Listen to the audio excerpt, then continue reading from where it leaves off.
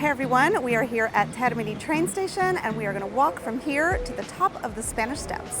One of the benefits of staying near Termini train station is that there's a metro stop here, and so it makes it easy to get around Rome, in particular to neighborhoods and sites that are further afield, such as the Vatican. And of course, in only 4 stops, you could take the metro from here to the Spanish Steps on the Red Line A. But the walk itself is lovely, and as I do in all of my walking videos, I want to share with you my favorite secret spots along the way. As I mentioned in my walking videos, of course you can use a map app to find the shortest route to walk from here to the Spanish Steps, which would take you just over half an hour. But again, the purpose of this video is for me to show you how I would walk and all the amazing things you can see along the way. This walk in particular has fewer options for eating and drinking, but lots of options for seeing beautiful art and architecture in churches.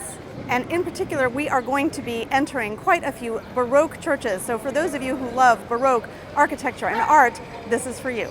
It's summer, it's hot, but I'm wearing this lightweight dress that has these cap shoulders and it comes just to my knees, so it is the perfect dress for touring around Rome and being able to pop in and out of churches. Of course, you can walk around with bare shoulders as well. Just keep a scarf in your bag so you can cover up when you enter a holy site. So whether you're staying in the area or you arrive in Rome at Termini station and you want to make your way to the Spanish Steps on foot, this is the route that I suggest you follow. So let's go.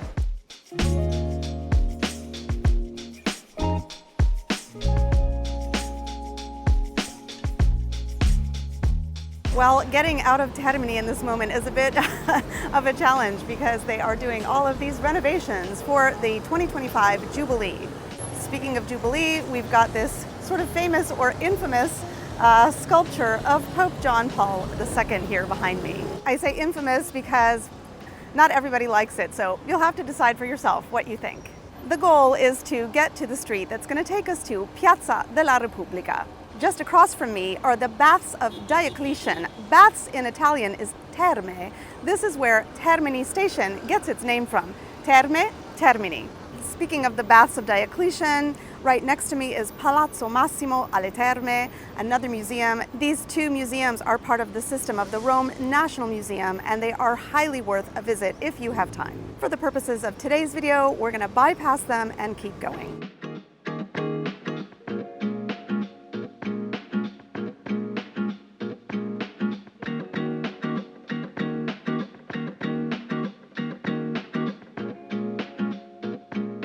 Just making a quick stop here to show you the Dogali Obelisk behind me. This obelisk was originally erected in Heliopolis and it was brought to Rome to adorn the temple of Isis. It's over 9 meters tall and bears inscriptions to the sun god. In 1887, it was erected in front of Termini station to commemorate Italian soldiers who had died in the 1885 Dogali ambush in Ethiopia. In 1924, it was moved to the spot you see behind me today. In ancient Egypt, it had a twin, and that obelisk is today in the Boboli Gardens in Florence.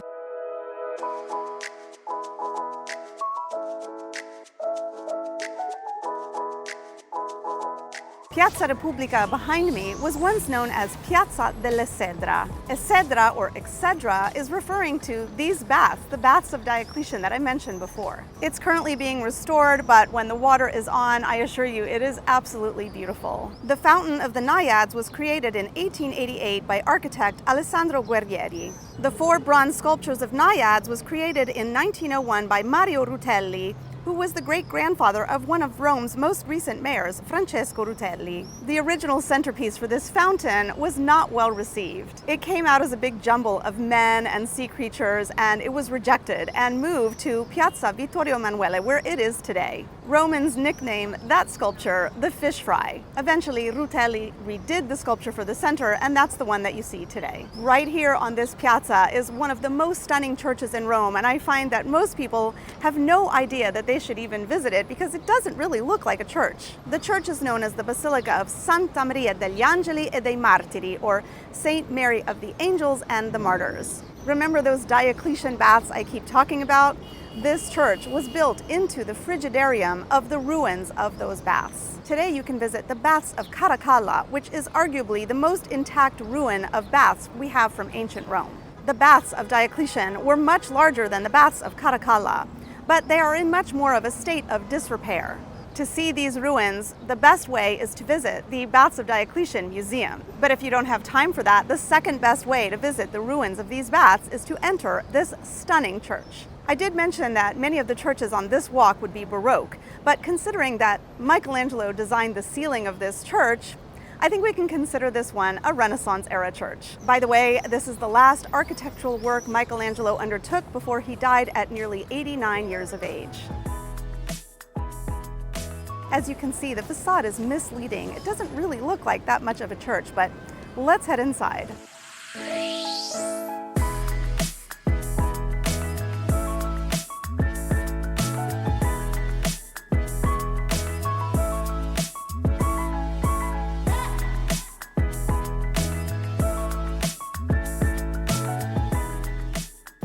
Here in the sacristy, so I want to show you that this was once part of the baths. If you just look up, also here in the sacristy, you can see photographs of when this church was the Church of the Kingdom of Italy.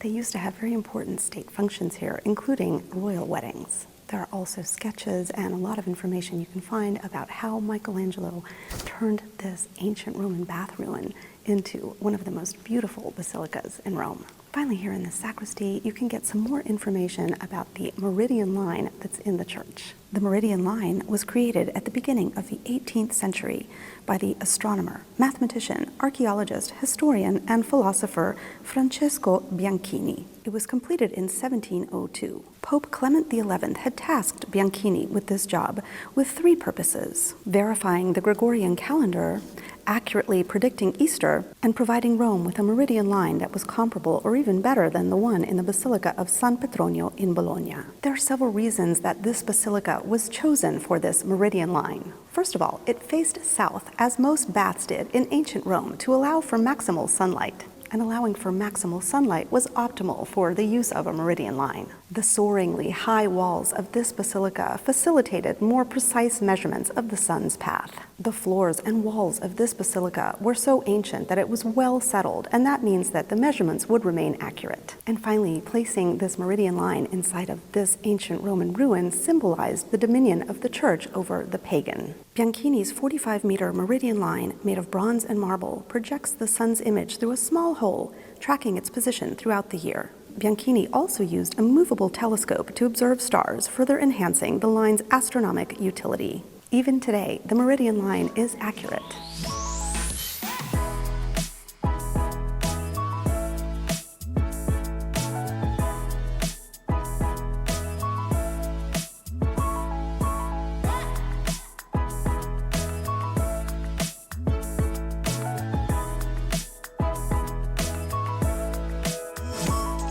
Behind me is the Fontana dell'Acqua Felice, also known as the Fountain of Moses. This is what we call a monumental fountain, which means that it marks the terminus of an aqueduct. Two other famous monumental fountains we have in Rome are the Trevi Fountain and the Fontana dell'Acqua Paola, nicknamed Er Fontanone, which means the Big Fountain, high on Gianicolo Hill.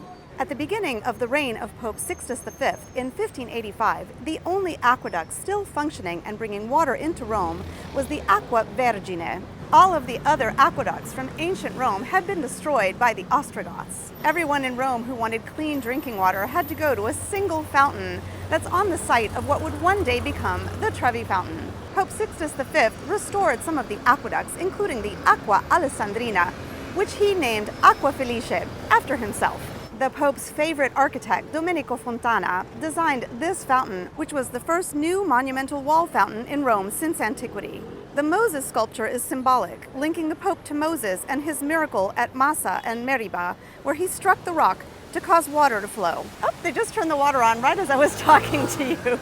All right, hopefully you can still hear me over the water and all the traffic. Now you might notice that this statue of Moses has horns. If you look around Rome, you'll find quite a few depictions of Moses, and almost all of them show him with horns. Probably the most famous depiction of Moses with horns is Michelangelo's sculpture of Moses in the Church of St. Peter in Chains. Supposedly, the reason for this is a mistranslation of a Hebrew term from St. Jerome's Latin Bible. In the original, Moses is said to have beams on his face, after he sees God who presents him with the tablets of the law in the book of Exodus. And supposedly, Jerome rendered the word beamed to horned in his Latin version.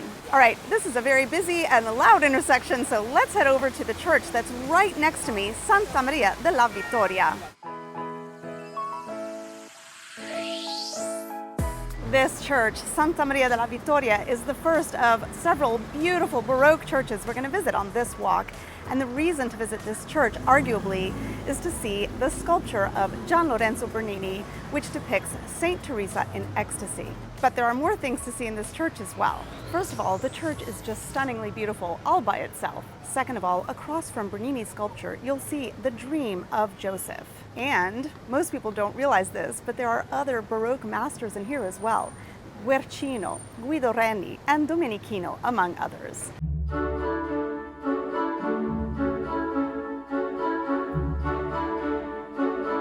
Bernini not only designed this stunning sculpture, but he built the entire chapel as well.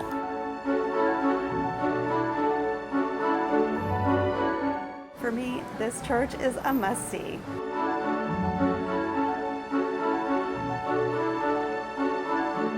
Crossing the street, we can see that there is a twin church on the other side. This church is called Santa Susana. Unfortunately, since 2007, the church has been closed for some phantom renovations, which I never see happening, so I don't know when you'll be able to visit this church. But the church was designed by Carlo Maderno, so it is worth looking at, even the facade. Behind me, there's another church, and it's kind of hidden away, and believe me, it's very little known and very little visited, but I think it's worth popping into. As you can see, this is a circular church. It actually was once part of the Baths of Diocletian. We saw before that the Baths of Diocletian are a huge museum. They are also a church. But this is another part of the Baths of Diocletian that was turned into a church. And what I think is so beautiful about it is that it recalls the Pantheon. Let's go take a look.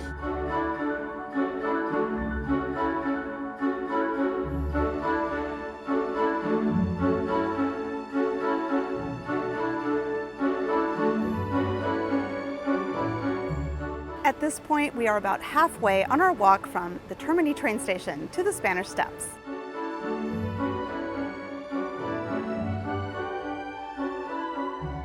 Here we are at the intersection of the Via delle Quattro Fontane, the road of the four fountains. And while the fountains are interesting, the thing that I want to show you, the thing that I hope you'll stop and visit on this walk, is the church that I'm standing next to.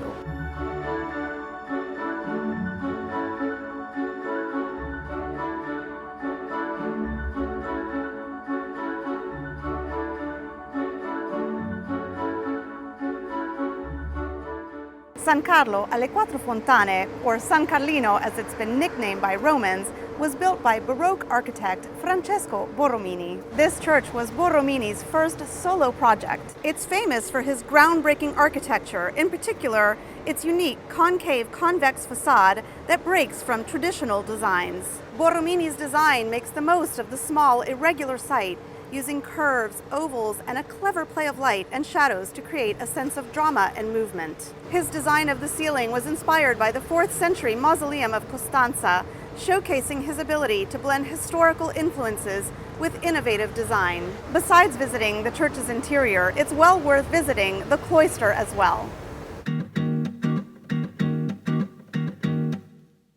Since this walk follows a Baroque theme, you won't want to miss Palazzo Barberini. While you may not have time to visit this amazing museum, which happens to be one of Rome's best museums and most under-visited, you should at least pop in to see the two staircases, one by Gian Lorenzo Bernini and the other by Francesco Borromini. It's free to visit them and will take no more than 5 or 10 minutes. In the back, there's a beautiful garden, which is also free to visit. And recently, they've opened a beautiful new cafe in there. Palazzo Barberini is the building both Francesco Borromini and Gian Lorenzo Bernini were working on together, when Bernini apparently surpassed his master Borromini and began what would become a famous rivalry between these two master Baroque architects.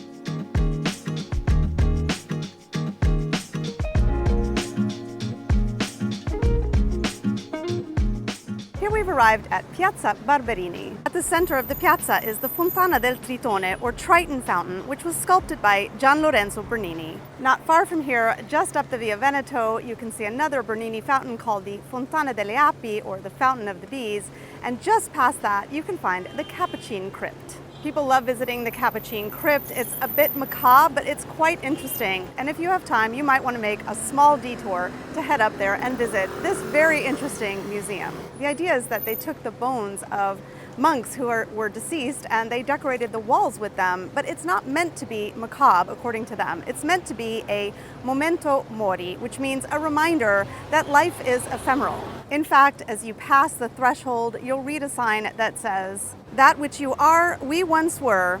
That which we are, you shall be." All right, we've nearly reached the top of the Spanish Steps, but I have one more secret spot that I want to share with you, so let's go.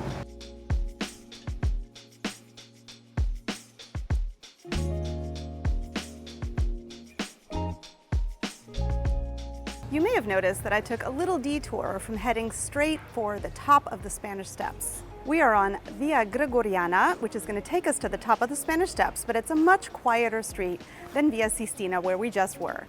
But there is another reason why I wanted to bring you on this street, so stay with me. Palazzo Zuccari was designed in the 16th century by Federico Zuccari. The house is known locally as the House of the Monsters. It's a really fun thing to see on your way to the top of the Spanish Steps. Arguably, you could have taken Via Sistina to the top of the Spanish Steps and then just come down here, but I like the walk up because it is a quieter street, as I mentioned.